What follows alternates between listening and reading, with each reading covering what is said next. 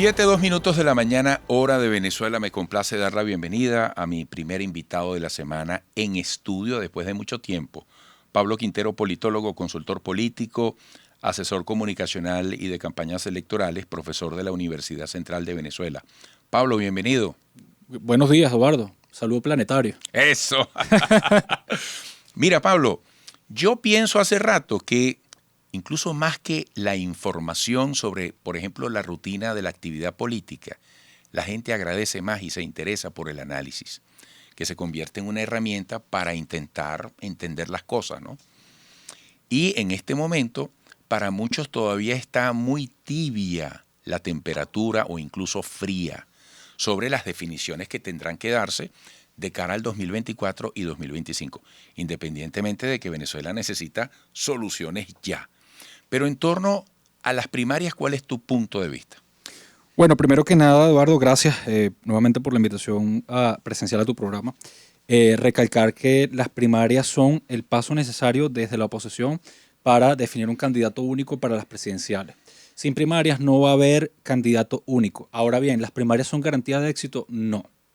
¿Okay? La oposición puede elegir a cinco, a un... Es conveniente, pero no es suficiente. No es suficiente. Las primarias son un paso necesario. Ahora, las primarias te van a elegir, te van a poner un candidato presidencial, lo va a poner en victoria, eso no se sabe. Sobre todo porque se habla de una oposición, se habla, se estudia, se investiga, se percibe una oposición, por un lado, desordenada desde el punto de vista estratégico, con múltiples criterios para generar una transición. Segundo, una oposición conflictiva, más llena de adversarios que de aliados. Eso no es estratégico tampoco. 3, una oposición que no propone algo distinto. Y si revisamos cada actor, vemos que es una repetición de las mismas propuestas políticas hace 5 o 10 años. Una oposición que no comunica, una oposición que genera contenido, Eduardo. Escucha esto, una oposición que pone muchas cosas en redes sociales, pero que no comunica. Son cosas totalmente diferentes. ¿Y qué debería comunicar? Por ejemplo, lo que está pasando en las organizaciones, los debates, la definición de planes. ¿Qué es lo que no comunica la oposición para ti? Sí, ya vamos para allá, pero una oposición que genera mucho contenido en las redes sociales, pero que no está comunicando ni un proyecto político, ni está transmitiendo una emoción al ciudadano de hoy, no al ciudadano del 2019, no al ciudadano del 2015, al ciudadano del 2022. ¿Cuál es el ciudadano del 2022? Según los estudios de opinión, las investigaciones, etcétera, etcétera. Bueno, es un ciudadano que está, número 1, dedicado a su supervivencia. Número 2, dedicado a mantener a la familia, a generar ingresos en dólares y a los servicios públicos. Y número 3, un ciudadano que está desilusionado de los mismos actores políticos que no le han dado respuestas hace mucho tiempo.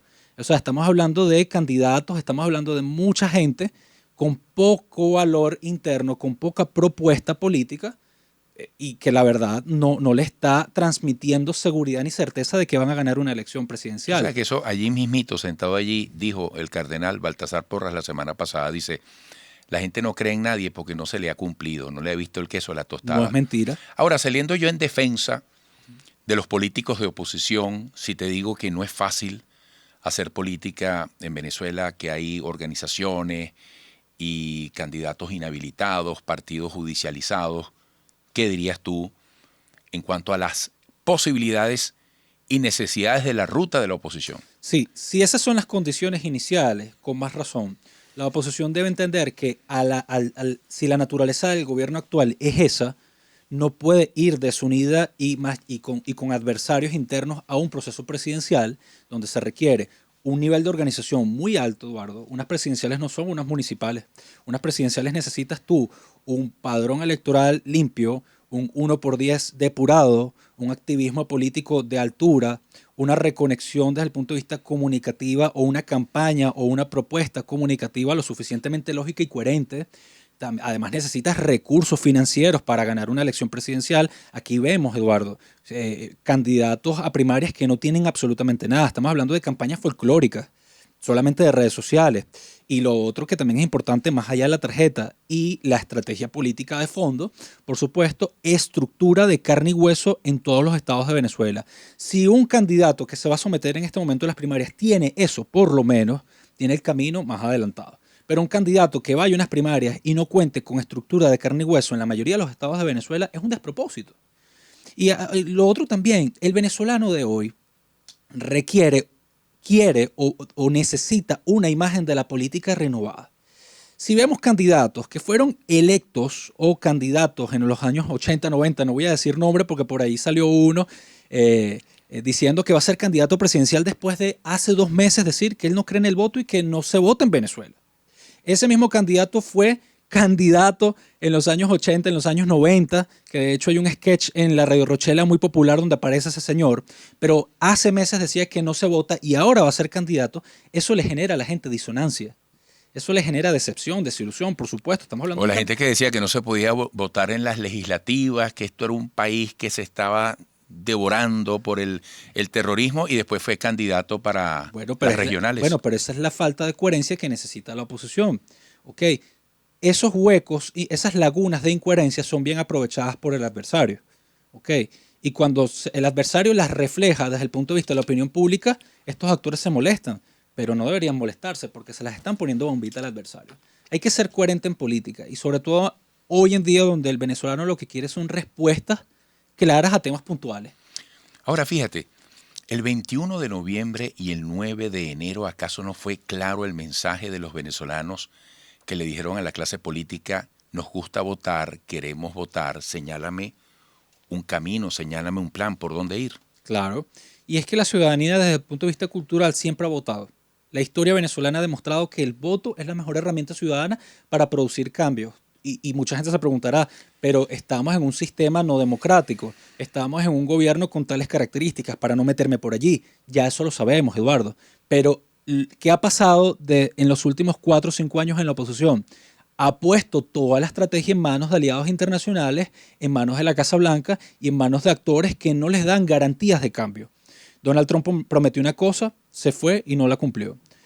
Un señor por allí prometió una cosa, que anda por allí, que va a ser candidato también, se fue o anda por allí y tampoco la cumplió. El venezolano lo que quiere hoy en día es que no jueguen con su tiempo, es que le expliquen básicamente qué hay que hacer para producir cambios. Y lo otro también que es importante, Eduardo, es muy probable que los cambios se generen sin generar un cambio de gobierno.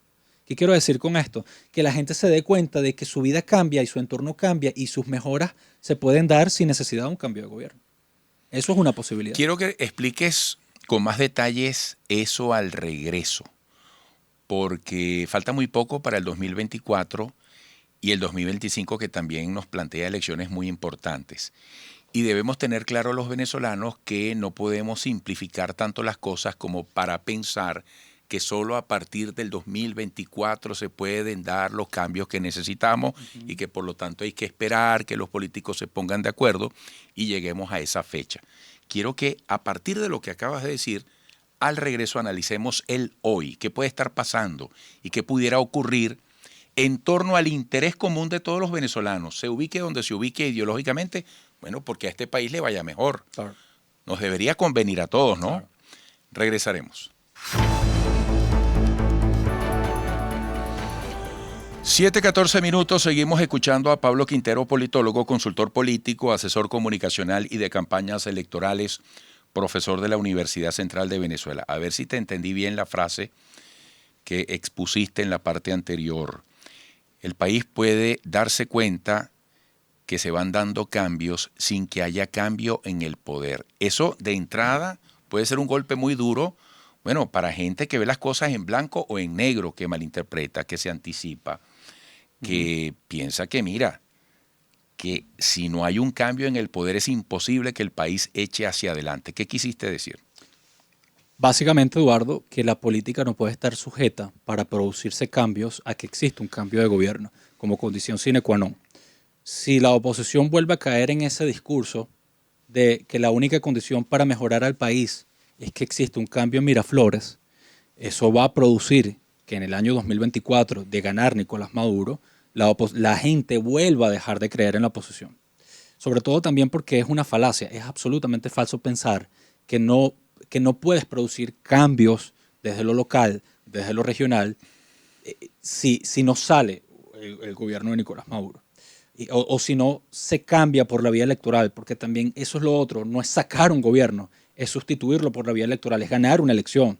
Entonces yo creo que la oposición necesita... Que la gente no vote en contra del otro, sino a favor de ti, ¿no? Además. Pero exacto, la oposición, ahí es donde vamos desde el punto de vista... Que tú no seas un peores nada, que tú no Sí. seas soy lo único que hay, ¿no? A eso vamos. ¿Qué tiene que hablar la oposición de su propuesta? ¿Qué le propone al país para que el país crea en la oposición? No va a votar voto castigo. La tesis o la teoría del voto castigo, o esto de que vamos a votar en contra de un gobierno ineficiente, ya eso está lo suficientemente quemado. Ya la gente sabe quién es el responsable de sus problemas y no de todos los problemas, cabe acotar. Entonces, hay otro aspecto interesante, y es que el gobierno está produciendo cambios económicos quizás a un ritmo no el más deseado, pero Venezuela ha experimentado ciertas transformaciones desde el punto de vista económico que están siendo percibidas por un sector de la población como positivas. Entonces, ¿qué pasa? La gente, al percibir cambios, ¿ok?, de forma paulatina, eso va a ser interpretado por un sector de la oposición de la población como algo positivo. Eso no quiere decir que la gente vaya a votar por el gobierno, pero puede existir algún tipo de estancamiento en cuanto a los incentivos por parte de la población en salir del gobierno. ¿La gente hoy en día está hablando de política? No. La gente hoy en día está interesada en lo que dijo X candidato, en un video de TikTok de un actor político o del Twitter. No, eso O es en lo la que... carroza del desfile del 5 de julio con el inflable de Nicolás Maduro. Bueno, por supuesto que allí hay una gran cantidad de mensajes interesantes de trasfondo que los podemos analizar en otra oportunidad, por supuesto, desde el punto de vista de la comunicación política, de la propaganda, qué es lo que quiere Nicolás Maduro hasta el 2024, cuál es el mensaje interno al chavismo desde el punto de vista de la imagen, de cómo posicionarse como candidato único para esas elecciones. Pero la oposición tiene que empezar a dejar de hablar del oficialismo. La oposición necesita hablar de ella misma. ¿Tú quieres decir que no es suficiente insistir y reinsistir en el diagnóstico, en lo que la gente ya sabe y padece? Hay que hacer una propuesta. Por supuesto. La gente, fíjate, es muy triste, Eduardo, a modo reflexivo lo digo, ver actores políticos dedicándose al periodismo. ¿Ok? Ver actores políticos dedicándose a la cotidianidad tuitera. ¿Ok? Yo invito a esos actores políticos a que abandonen un poco las redes sociales y vayan a lo local, conversen con la gente, llévenle una propuesta, anótense puntos con la gente, pero no lo van a hacer desde las redes sociales, mucho menos desde un Twitter, que no llega ni siquiera al 10% de población en Venezuela que lo usa. No todo el mundo tiene Twitter, y eso lo vemos mucho cuando vamos a las regiones, cuando visitamos una región y nos encontramos con realidades tan profundas como la de personas todavía comunicándose con mensajes de texto, Eduardo. Ni siquiera con WhatsApp, ni siquiera con Facebook, ni siquiera con Twitter, con un mensajito de texto. Entonces, la oposición, ¿qué va a hacer frente a estas próximas elecciones? Ir dividida. Ir nuevamente con el mismo discurso de que para que todo cambie hay que cambiar el chavismo. Hay que preguntarse si en la Casa Blanca están analizando las cosas en este momento de esa manera, cuando el mundo cambió y ahora están buscando a Venezuela para temas económicos con respecto al petróleo. Amigos, estamos escuchando a Pablo Quintero, para quienes nos siguen por radio, politólogo, consultor político, asesor comunicacional y de campañas electorales, profesor de la Universidad Central de Venezuela. Las encuestas siguen indicando, una posición desfavorable para Nicolás Maduro en la opinión pública. Pero si la oposición no hace todo esto que tú estás señalando, ¿qué puede pasar de aquí al 2024 con la solidez o la debilidad del candidato Nicolás Maduro? Bueno, si la oposición, Eduardo, repito, no tiene una visión estratégica de lo que son las elecciones, y algo muy importante que no quiero dejar a un lado, la política no se acaba en el 2024. Claro. El discurso político no puede estar dirigido solamente al 2024. Y la política es desde hoy también, desde ayer. La política es desde hoy, y la política nunca se acaba. Se acaban los políticos porque fallecen, porque se mueren por causas naturales, pero la política no se acaba. Entonces la oposición necesita trascender el discurso político a lo electoral. Y está muy bien que hagan renovaciones, está muy bien que se someta a un proceso de primaria, pero la oposición necesita trascender.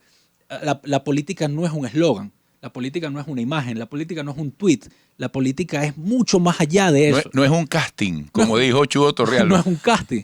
Entonces yo considero, desde un punto de vista, viéndolo de las elecciones presidenciales, que si no se hacen los correctivos necesarios en este momento, sin esperar al proceso de primarias, la oposición va a navegar al 2024 con muchos candidatos, muchas tarjetas, un candidato único en unidad desde el oficialismo y le va a dar la victoria al presidente Nicolás Maduro, la reelección. Entonces yo creo que sí es importante aclarar el punto de que sin unidad, y esto es algo importante, unidad mínima, la oposición no va a ganar ningún proceso electoral.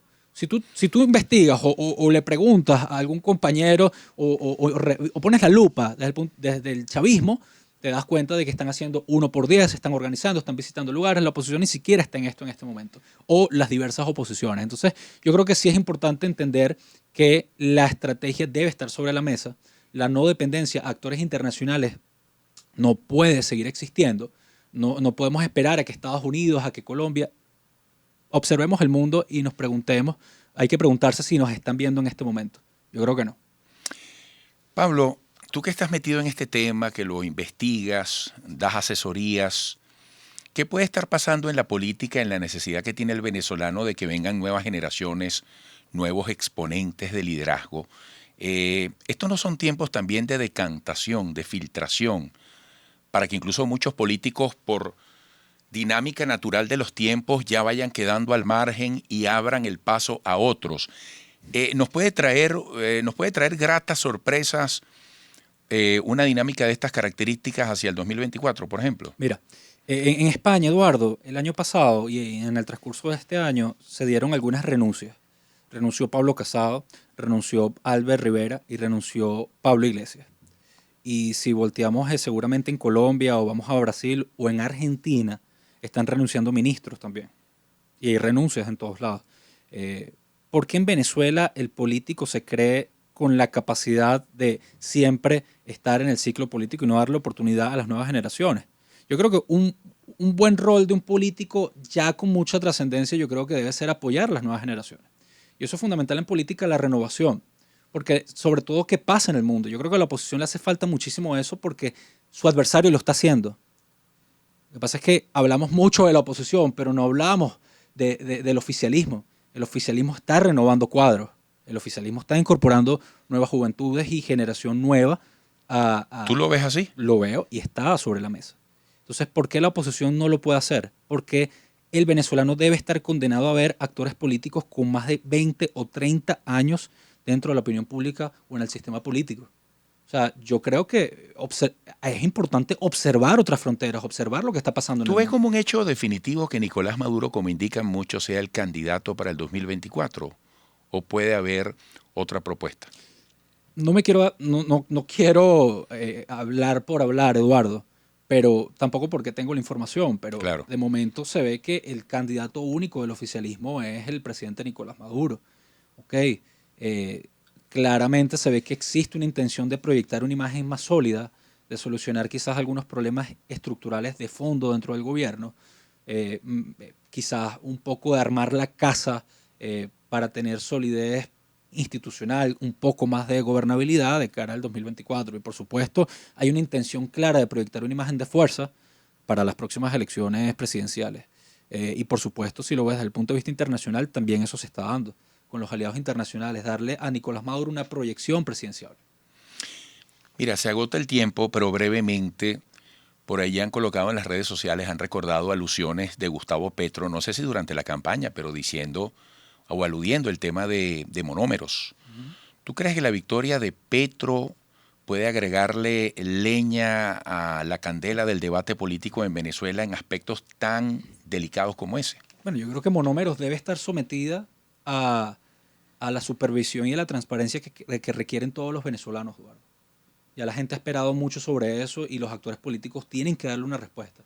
Algunos actores políticos involucrados en el manejo de esos activos. Yo creo que es fundamental. Y sin duda que Petro esté en Colombia, eso no es tan favorable para un sector político de la oposición que ha engañado mucho a los venezolanos y ha ocultado ciertos temas de corrupción que son abiertamente conocidos por esos mismos sectores que hoy en día deben darle la cara al país sobre ese tema. Porque capaz algunos dirán, bueno, pero ¿qué sabe la señora de allá del estado Táchira de monómeros? ¿O qué sabe el señor que está en Nueva Esparta de monómeros? ¿O el trabajador de allá de Katia o de la ama de casa de allá del estado portuguesa? No, eso es grave porque si no actúas en política de forma ejemplar, ¿qué se puede esperar para cuando llegues al poder hipotéticamente? Yo creo que es importante hablarle claro a los venezolanos y explicarle qué ha pasado con Monómeros y a dónde va Monómeros de ahora en adelante, que está Gustavo Petro ahora como presidente en Colombia. Bueno, Pablo, ha sido como siempre muy interesante escucharte.